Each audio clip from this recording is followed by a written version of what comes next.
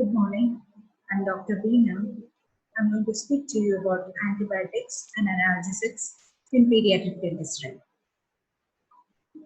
So these are going to be my contents: introduction, drug dosage, antibiotics, classification, drugs used in pediatric dentistry, antibiotic prophylaxis, antifungals and antiviral agents, analgesics, their classification, analgesics used in pediatric dentistry, drugs contraindicated in children, and the conclusion.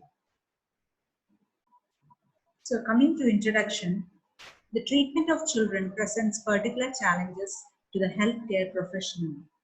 The body of pediatric patient is not simply a miniaturized version of his or her adult counterpart. Child physiology and anatomy significantly differ from that of adults. Route and rate of drug administration, dosage, onset, and duration of action, and possibility of toxicity are all influenced by the innate physiology of child. So because the children's physiology is different, their metabolism is different, we have to give the drug dosage according to their weight and calculating it. So how do we calculate the child dosage? So there are various methods. First is the Clark's rule, in which we calculate the child dose based on the weight of the child divided by 150 into adult dose. Young's rule says child dose is calculated by age of the child by age plus 12 into adult dose. And in Cowling's rule, we'll calculate child dose by dividing the age at next birthday by 24 into adult dose. Billings rule says child's dose is equal to age of child by 20 into adult dose. Based on the body surface area, we can also calculate the child dose by body surface area divided by 1.7 into average adult dose. So what are antibiotics? Antimicrobials are substances that kill or suppress the growth and multiplication of the organisms, either bacteria, viruses, fungi, or parasites. Coming to antibiotics, these are the substances produced by microorganisms or by synthetic chemical methods that have the capability to produce an antibacterial action. So they are produced by the bacteria and they kill another bacteria, or they are produced by various chemical methods and they kill a bacteria. Antibiotics says that it is killing life. So how are they classified? Antimicrobials can be classified based on their activity, based on the microbial target, based on the mode of action, and their effect on the bacterial pathogen. And first, based on its activity, we can classify it as narrow spectrum antibiotics or broad spectrum. Narrow spectrum says they are effective primarily against either gram-positive or gram-negative organisms. Whereas in broad spectrum drugs, they are effective against a wide range of organisms. Based on the microbial target, we can classify them as those which are used against gram-positive microorganisms, those which are used against gram-negative microorganisms, those which are used against anaerobic microorganisms, against funguses, and against viruses. So this is a brief classification. When we come to gram-positive aerobic bacteria, those which are effective against tetrapenicillins, penicillinase resistant penicillins, aminopenicillins, macrolides, glycopeptides, cephalosporins, and so on. Against the gram-negative aerobic organisms, the antibiotics which are effective are aminoglycosides, extended spectrum penicillins, etc. So each group has got different examples, and which comes under each category of the microorganism of the target drug group.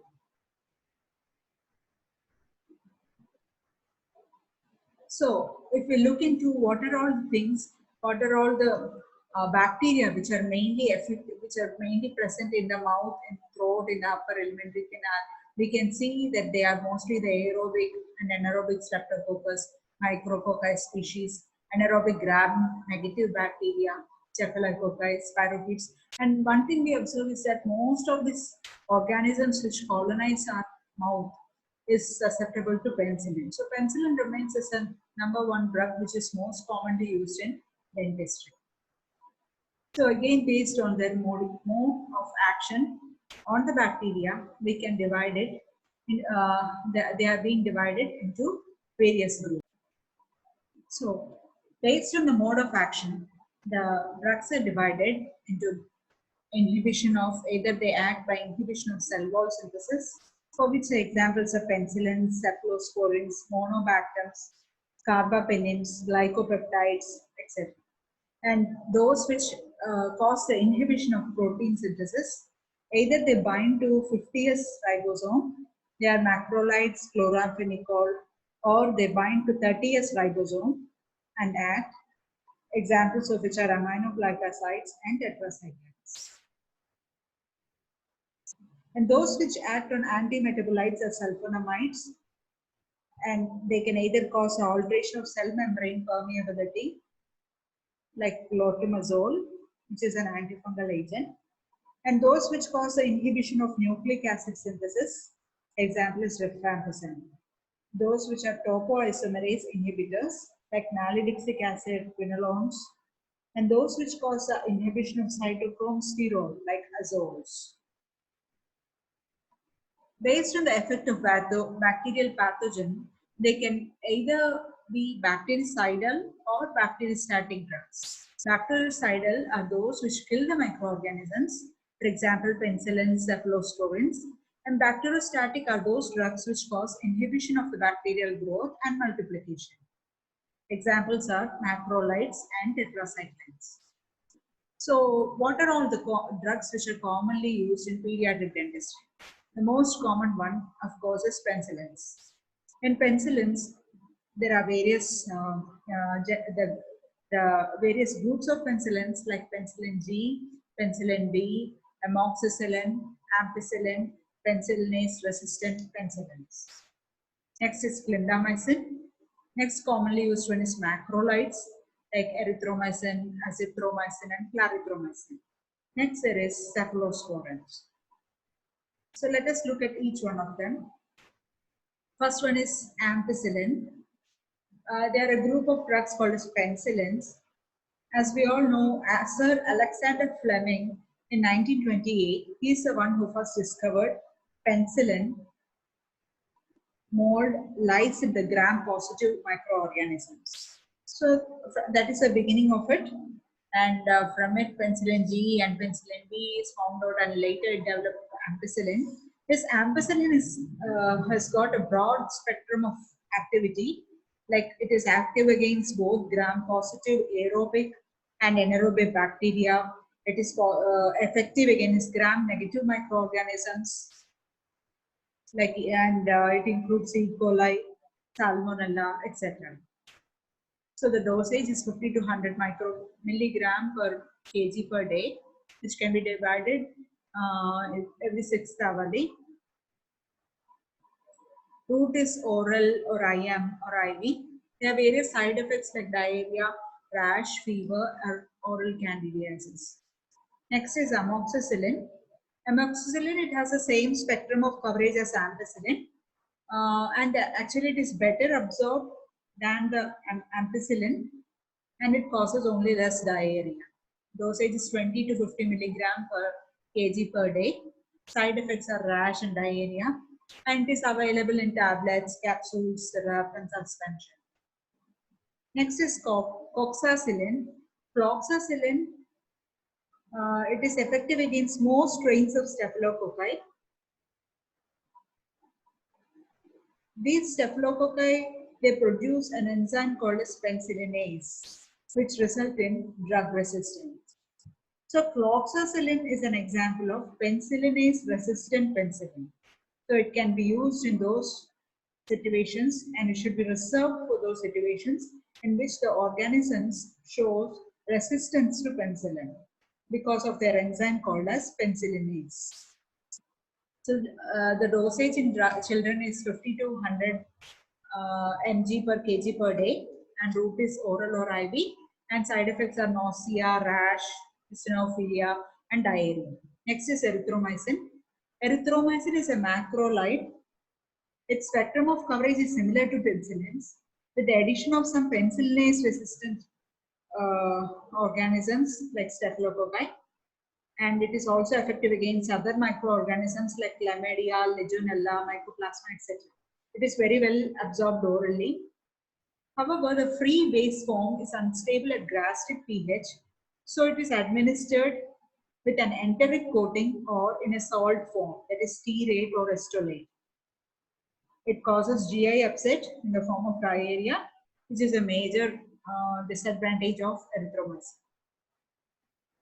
So, the drug dosage of children is 30 to 50 milligram per kg per day, and route is oral. Side effects are nausea, vomiting, abdominal pain, as we already discussed. So, to overcome these side effects, there are newer drugs like azithromycin and clarithromycin, which are structural derivatives of erythromycin. They possess a broad spectrum of activity and improved bioavailability, and they cause less GI upset. Next is clindamycin. It possesses good activity against most gram-positive bacteria as well as most anaerobic bacterial species which are associated with oral infections. Resistance to clindamycin is not usually seen. Dosage in children is 10 to 30 milligram per kg per day, which is divided, given every 6 to 8 hourly. If it is IM or IV, the dosage is 25 to 40 milligram per kg per day, divided every 6 to 8 hourly. Route is oral, IM or IV, and there are various side effects. Main thing is again gastrointestinal upset, including diarrhea, which is associated with Clostridium difficile toxin, which is commonly associated with this drug. Next is cephalosporin, cephalexin, cefadroxil, cefaclor. All these drugs comes under cephalosporins. These cephalosporins are very much chemically related to penicillin. They also have broad spectrum of coverage, and they are divided into 4 generations. Penicillin, it has got a similar action to penicillin, and they are also resistant to penicillinase. The dosage in children is 25 to 100 milligram per kg per day, divided every 6 hourly. Route is oral. Side effects, they are diarrhea, nausea, and dizziness. Next is cefadroxil, which is the same as we discussed earlier. The dosage is 30 milligram per kg per day. Route is oral, and the side effects include diarrhea, nausea, and dizziness. Ciprofloxacin, it comes under quinolones group of drugs. Dosage in children is 20 to 30 milligram per kg per day in divided doses every 12th hourly. When it is IV, it is given 10 to 20 milligram per kg per day. Route is oral and IV. Gastric effects are epigastric distress is seen, confusion, dizziness, skin rash, headache are all the side effects. Next is metronidazole. Dosage in children is 30 to 50 milligram per kg per day. It is mostly effective against anaerobic infections. It is given orally or IV, and nausea, headache, metallic taste are all the side effects. So there were various combinations of drugs available like amoxicillin and fluoxacillin, amoxicillin and lactobacillus. So how are we going to manage the infections? Management considerations in odontogenic infection. So when are we going to give the antibiotics? What are the deciding factors to see if the antibiotic is required in that case? Because if we are going to give antibiotics for every pain, the people are going to develop resistance against the bacteria. So there are specific conditions which say it has to be given antibiotics, there is no other go. So the indications for that is, one is the severity of the infection when the child visits a dentist, the patient's immune defense status, and in case of acute infection, if inflammation is moderate and the process is rapidly progressing, like cellulitis, or if the child has got a fever, then we have to go ahead with the antibiotics. Infection in a medically compromised child, infection that has progressed to extraoral facial spaces. In all these conditions, we have to go for antibiotics. Trauma, dental avulsion, etc. So, what is antibiotic resistance? Antibiotic resistance, it is a common mechanism of resistance against the penicillin, which is commonly seen by the hydrolysis of the penicillin by their enzyme, which is called as beta lactamases. Bacterial resistance to antibiotics is one of the most significant challenges in the management of infectious disease. It can be minimized by consistently using an appropriate antibiotic dosage for an adequate period of time. We have to finish the entire course of the drug. And it can also be minimized by using combination of antibiotics that have additive or synergistic activity. So, as I have already told you, antibiotics have to be discreetly used only in the situations where they are absolutely necessary.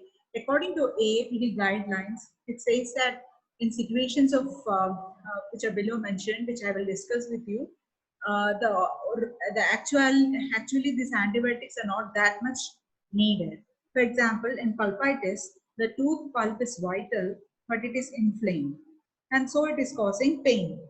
The inflammation here is confined and it is not a true infection. So the treatment is a removal of the inflamed tissue, and antibiotics are not needed in that situation. Second is also endodontic diseases. As we know, endodontic diseases, they involve the dental pulp.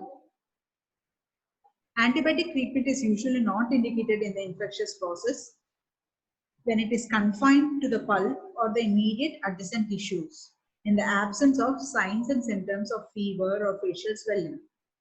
We should also note that as there is no circulation within the necrotic pulp, or as is the case of abscess, it is unlikely that an antibiotic would reach the bacteria in the therapeutic concentration. Then coming to periapical abscess, even in case of periapical abscesses, these are the most common abscesses which are found in the oral tissues. They begin in the bone at the tooth apex as inflammatory lesions, which progress to become an abscess. These abscesses may be confined to the bone, but can also spread to the overlying soft tissue. The resulting swelling is predominantly within the oral cavity, but may be seen as a slight elevation of cheek or lip. Emergency treatment here consists of primarily and most importantly removing the irritant, which is bacteria, bacterial byproducts, inflammatory mediators from within the tooth, and relieving the pressure and purulence by incision and drainage. If tooth is not salvageable, extraction accomplishes both removal of irritants and drainage. Next is a case of acute apical abscess and cellulitis. Cellulitis is a more severe manifestation of the localized abscess, in which the abscess and the reaction to the abscess disseminates often rapidly into other tissues and spaces. The result is noticeable swelling and distortion of the facial features. If untreated, this infection can spread to vital structures, resulting in blindness, cerebral abscess, mediastinal involvement, and even death. Such serious sequelae are rare and tend to occur only in debilitated patients. A child presenting with a facial swelling secondary to dental infection should receive immediate dental attention. Depending on the clinical findings, the treatment may consist of treating the tooth or teeth in question with antibiotic coverage or prescribe antibiotics to contain the spread of infection, and then treating the involved tooth or the teeth. And now the management of dental trauma. So tooth trauma is a risk factor for oral infection, particularly when it involves a direct pulp exposure or periodontal space. The possibilities of infection increases when trauma to the heart, dental or supporting tissues is in turn associated with open skin or mucosal wounds. In case of avulsion, local application of an antibiotic to the root surface of an avulsed tooth with an open apex and less than 60 minutes of extraoral dry time has been recommended to inhibit external resorption and aid in pulp revascularization. Systemic antibiotics, this also acts as an adjunctive therapy. Coming to the management of periodontal diseases, systemic antibiotics do not appear to offer any benefit additional to mechanical therapy in patients with periodontitis. In refractory periodontitis, local delivery of antibiotics is of some value. In periodontal diseases associated with neutropenia, such as papillon-Lefebvre disease and leukocyte adhesion deficiency, the immune system of the children is unable to control the growth of periodontal pathogens.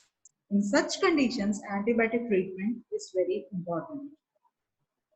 And in pericoronitis, where there is inflammation of the flap that overlies a partially impacted tooth, such as molar, there will be food debris and bacteria which invades the space between the tooth and the tissue, which may then become traumatized by occlusion from an upper tooth. So there will be secondary infection with pain and swelling, and it can extend posteriorly towards the pharynx.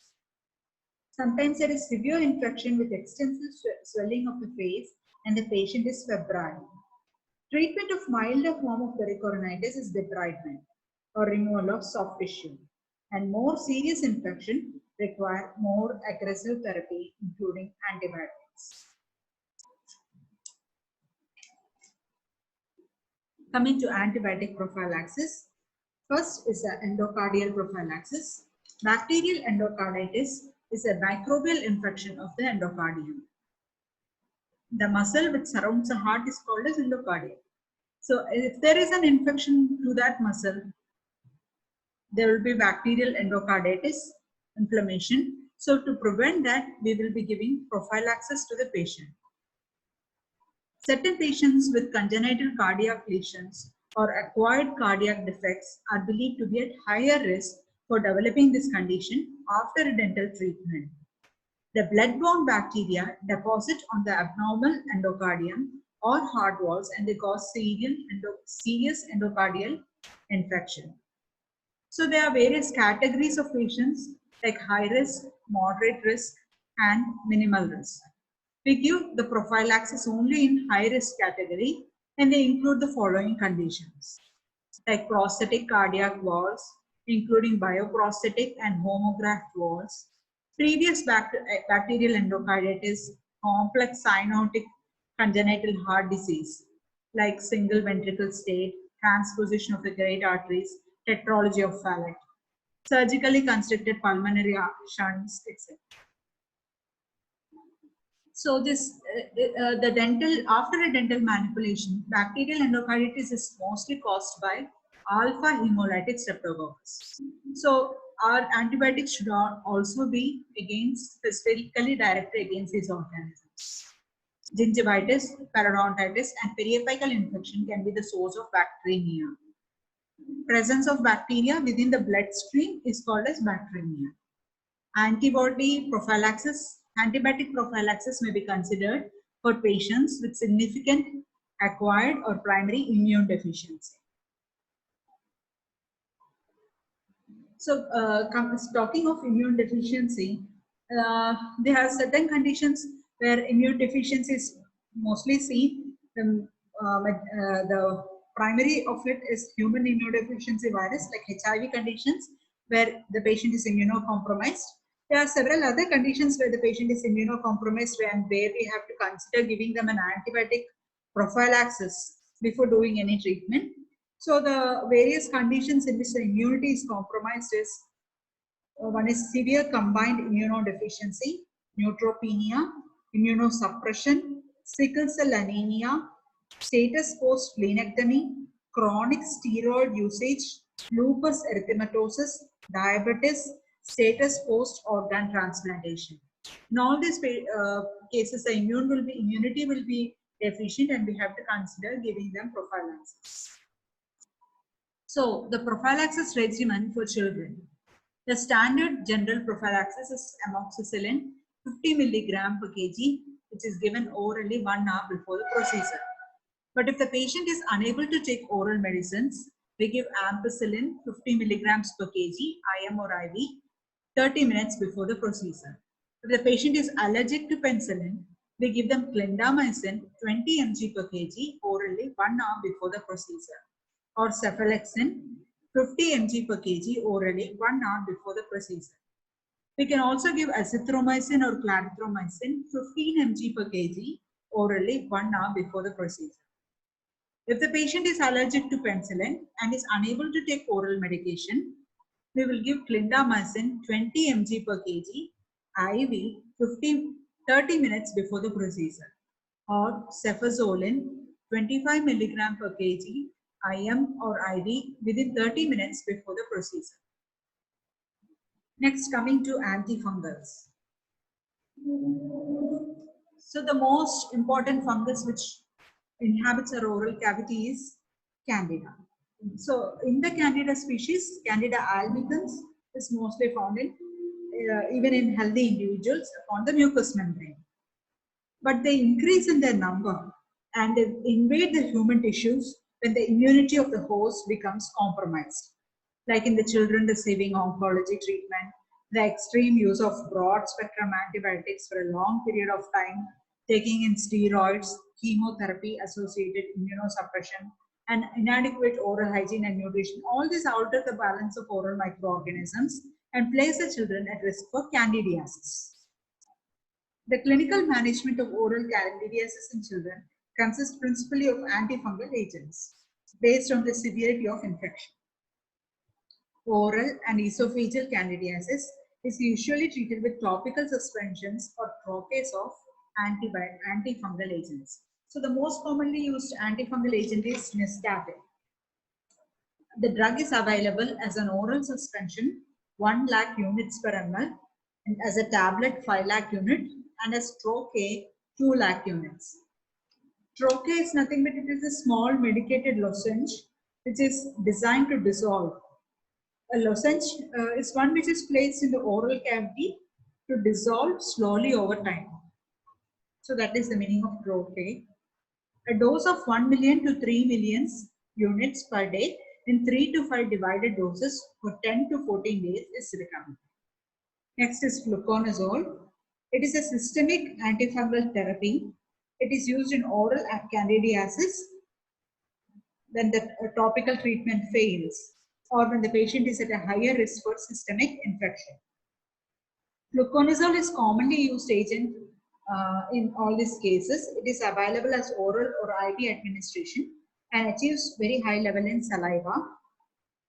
The dosage is 6 to 12 milligrams per kg, which is given quaternarily. It can be given either orally or IV. Side effects include GI upset, elevated liver function test, and rash test. Next is antivirals. The most common viral infection which occurs in the oral cavity is primary hepatic gingivostomatitis. It is caused by herpes simplex virus type 1. It is an acute illness with concomitant fever, malaise, irritability, cervical lymphadenopathy, with oral and perioral ulcerative lesions involving the gingiva and the mucous membrane of mouth. HSV gingivostomatitis in healthy children resolves spontaneously within 10 to 14 days and requires only supportive therapy. Supportive therapy is only required, no need of treatment. But in immunocompromised patients, primary or reactivation of latent HSV infections, it requires more aggressive therapy. Antivirals like acyclovir,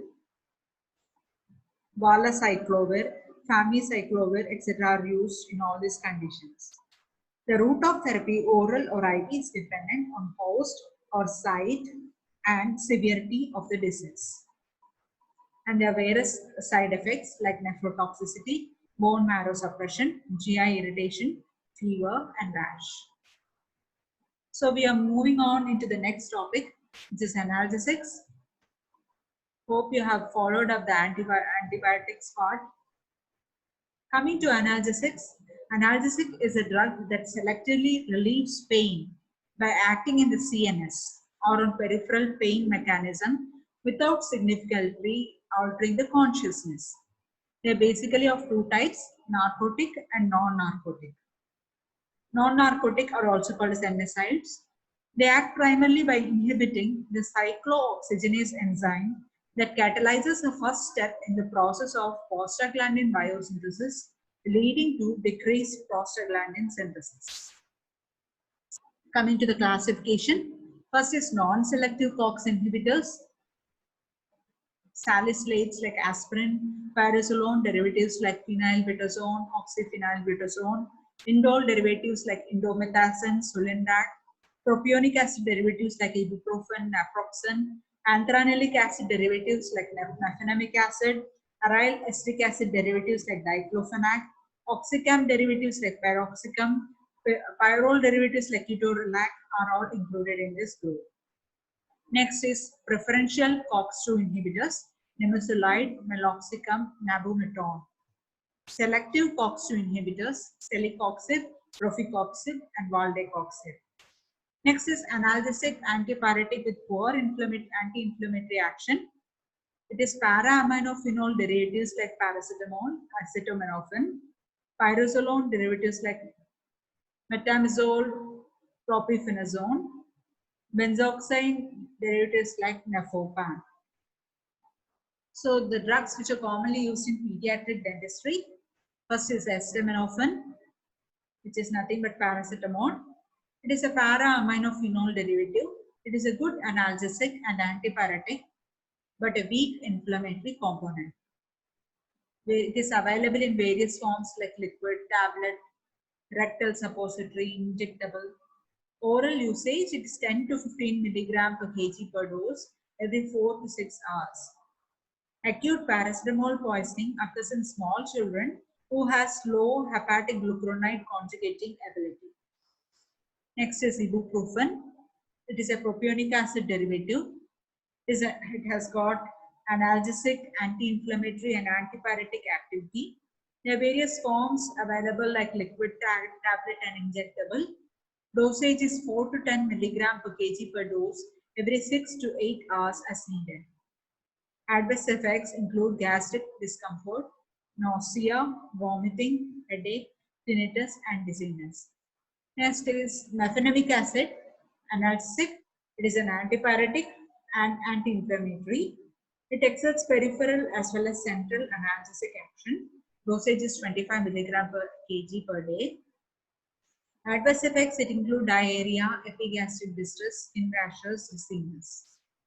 Narcotic analgesics, they do not have anti-inflammatory and antipyretic action, and it causes serious drug dependency and drug abuse. So it is not used in pediatric dentistry. Examples of codeine, which is used in case of more severe pains, morphine and pethidine. Coming to the drugs which are commonly contraindicated in children. First is tetracycline. This tetracycline has got a chelating property and it forms calcium tetracyclate chelate and it gets deposited in the developing teeth and bone. So when it is given from mid-pregnancy to 5 months of extrauterine life, the deciduous teeth are all affected. They show brown discoloration, ill-formed, and they are more susceptible to caries.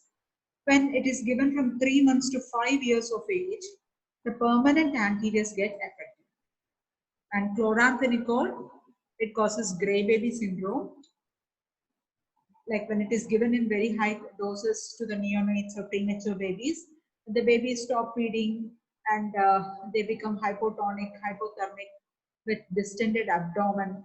Respiration becomes irregular and they develop an ashen gray cyanosis, which is followed by serious collapse and death. So it is called as gray baby syndrome. And sulfonamides, they cause kernicterus, Fluoroquinolones, it causes articular cartilage erosion. Aspirin, it causes Ray's syndrome.